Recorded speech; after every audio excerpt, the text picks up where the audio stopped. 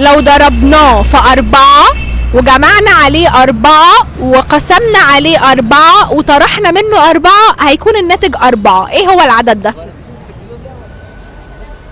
طيب 8. بص، انت هتاخد عدد، تمام. هتجيب عدد، العدد ده هتضربه في 4 وتجمع عليه 4 وتطرح منه 4 وتقسم منه 4 هيديك الناتج 4. 6. احسبها بقى ازاي؟ 6 في 4 6 في 4 ب 24 زائد 4 28.